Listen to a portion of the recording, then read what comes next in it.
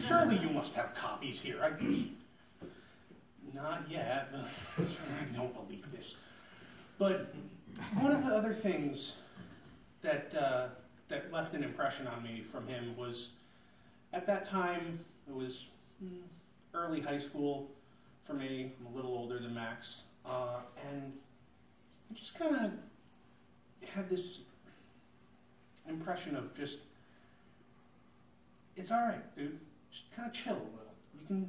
You can get through, and you just need to just take it a little lighter. And that made an impression on me, and certainly helped. Thank you.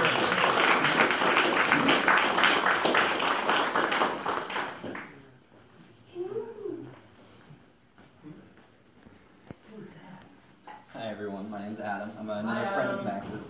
Hey, up there in the back, Peanut Gallery. I knew Richard, as everyone else who's gone recently has, as I was a child and he was an adult, so I don't have the close personal connection with him in a lot of ways that everyone else here does. But for me, Richard was a guy to always look up to, especially in that I think just being around Richard, a common theme you can tell from everything everyone said of him tonight. Any time with him, even just a second, it's always an eye-opening, really, really unique experience. And I think that was kind of Richard's MO.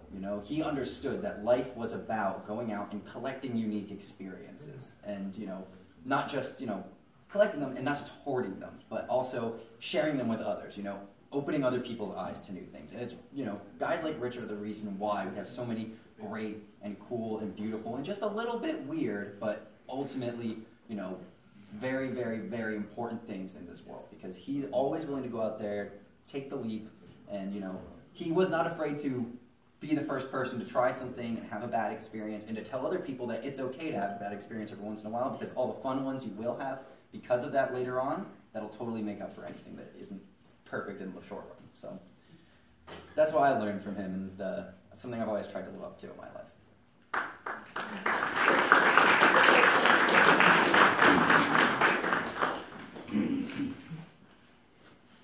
Hi, I'm Pam. Hi, Pam. Hi.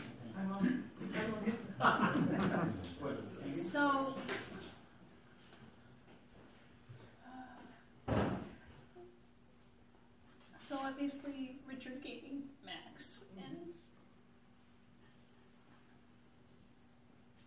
so he's good with me right there from that point on.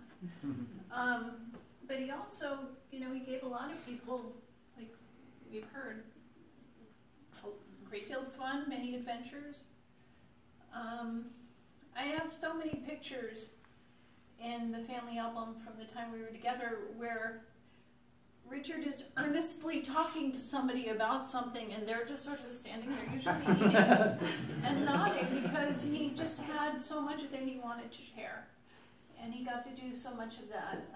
We all encouraged him to get involved at HUS. He was, every time there's a fundraiser at HUS, he would be in a hurry to bid so that he could have that guest DJ spot. And I was like, honey, we have a course. Because again, it was to share. And the thing that I heard when I talked to one of his neighbors in Hawaii last month, he kept referring to him as Doc. He kept referring to him as Doc, right? And that was one of the nicknames for his friends around here too. He was Doc. He was the doctor, right? Because, but he was Dr. Clash.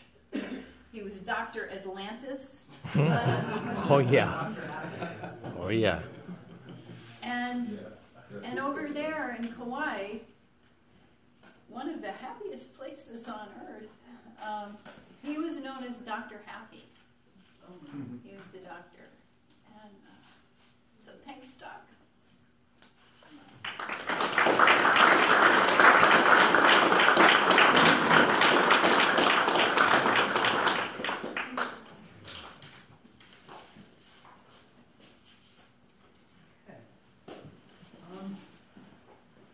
So, thank you all.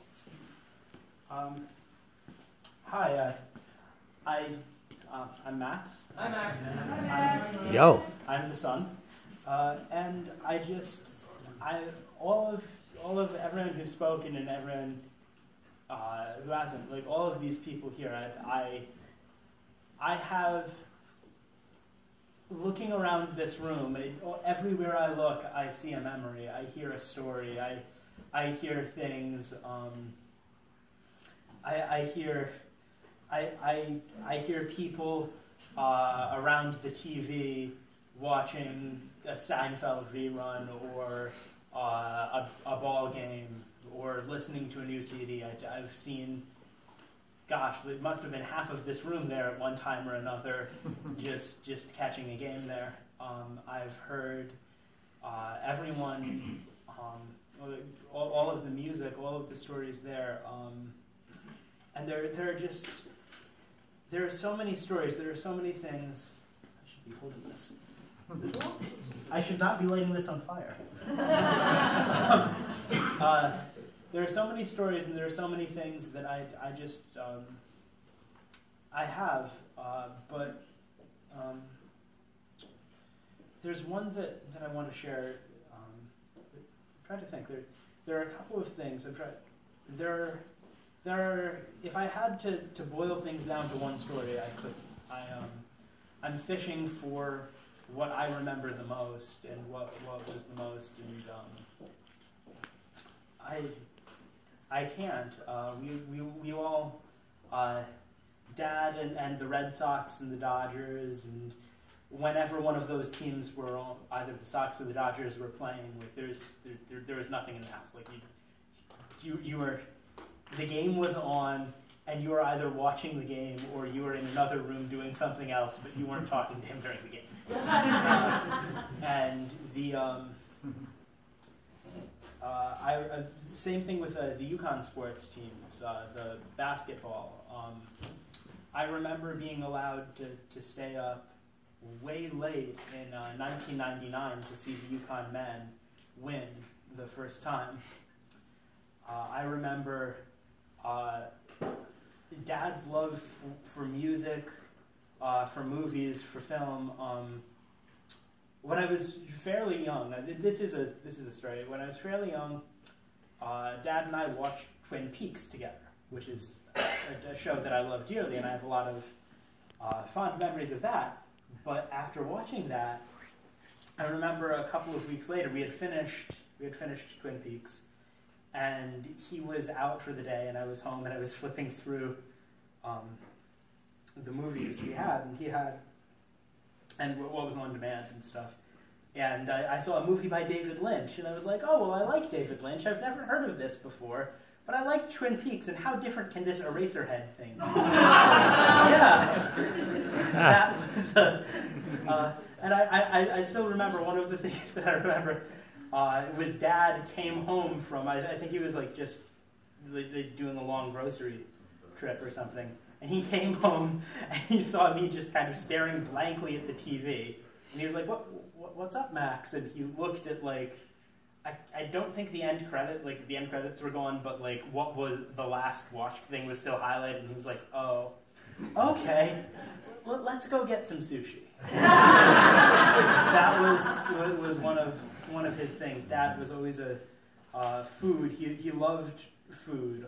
Actually, one of the few times I can remember Dad apologizing about something was food related. It was Dad, when he was vegetarian, used to insist that vegetarian bacon tasted just as good as real bacon. And then when Dad was diagnosed with hypoglycemia and was actually told by his doctor, you have two choices, eat meat or die. And he started eating meat. And he had real bacon, and one of the few times I can remember him apologizing to me about something was him saying, yeah, I'm sorry, they taste nothing. There are plenty of, the cave, he was so passionate about the work he was doing in Hawaii at the historical site, and he poured so much of his heart and soul into that, and the radio stations and music wherever he went in the world. Sharing music was his passion. And actually, there is like we're trying to get Dad's shows together to be able to, so people can go and listen to Dad's old shows and be able to share his music with him again. And there, I'd also like, before I get scrambled, again, I want to take a moment and thank so many people who helped out so much with this. John Murphy, Christopher Eddy, Jeffrey Nash, Pamela Grapes, and all of those young-looking people in the back who helped keep me together through all of this. All of the people who've pitched in, helped get in touch with everyone all across the world to help here. All of the people who flew in and drove crazy distances and are making crazy time allowances to be here. Like, I'm so grateful that all of you are here, and Dad is too. And Dad is present, and he always will be. But I found this by his bedside table. This is a poem that Dad wrote on the back of a bill or an envelope or something. And I found it by where he was, and I believe he wrote it in the last week of his life, and I'd like to read that to you guys here. Drops patter on palm leaves, rain in the moonlight, making mahogany out of the black night. There was a call as if from the deep to go outside to see if there was something, and in the sky, around a near full moon, flowed a fulsome ring, filling one with the sweetest light. Wow. And those were Dad's words, and that was what something that Dad saw and did. Can you read that one more time? Sure. Drops patter on palm leaves, rain in the moonlight, making mahogany out of the black night. There was a call as if from the deep to go outside to see if there was something. And in the sky, around a near full moon, flowed a fulsome ring, filling one with the sweetest light. We've made some copies of the poem. If people, we'll have them up here so people can take one home. And that was, I found this actually the day before his memorial out there. I was cleaning out the house and I was just sweeping stuff off his bedside table, and it was filled with tissues and a mess, ashes, and underneath all of that was this, just sitting there. And I want to thank everyone for being here. If people still have some stuff to say, we'd love to hear it. And I just want to say I love you all, and I'm very, very grateful for the influence that you guys all had on my life and in Dad's. So thank you so much.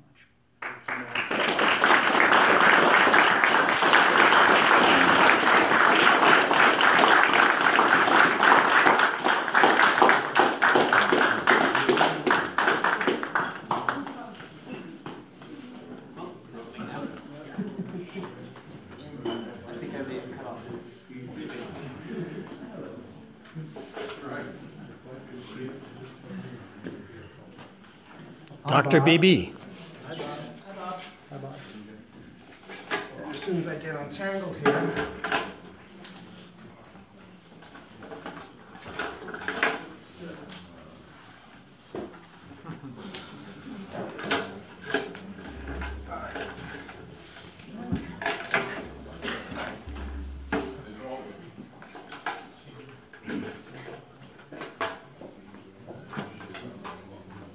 Drum roll.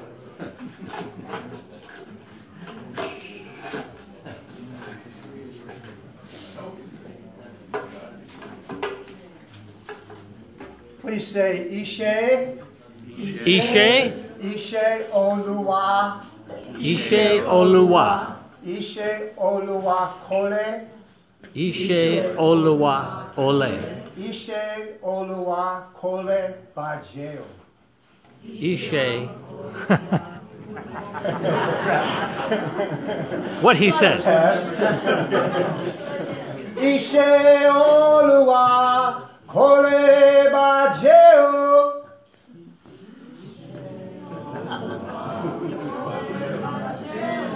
The language you are singing in is Yoruba from West Africa. One of the things that Richard would often acknowledge was that one of his favorite radio shows was when I and Baba Olatunji came up to his station to HUS for an interview. The year prior, John Murphy also interviewed Olatunji, myself, and Sangha of the Valley. So Richard was definitely a major fan of Olatunji, who also was quite friendly with Sun Ra. Ishe Olua Kole Bajeo, to segue on what John had mentioned before about spirit. What you're saying is that which the spirits build, no one can tear down.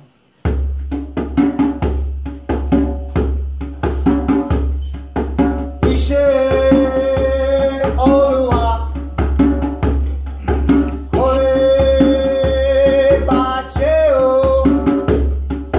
Ishe Olua Kole Bajeo. Kole Bajeo. Kole Bajeo. Ishe Olua Kole Bajeo. Kole Bajeo. And in the spirit of Richard, Richard always loved when lots of people would participate in music in some way. So you are all invited. Please come on up here, take an instrument, back to your seat, and let's play some for Richard.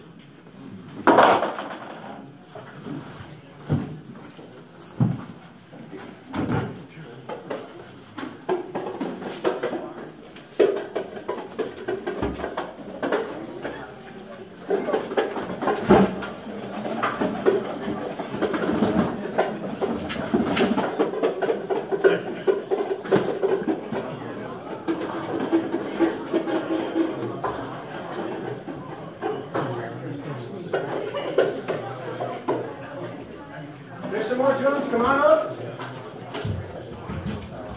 Come on up. Bring these drums out to your chair.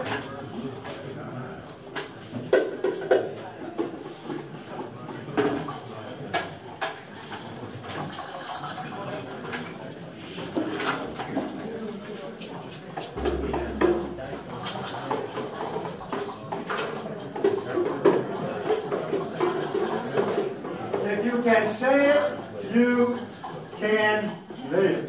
Please let me hear everybody say, shave,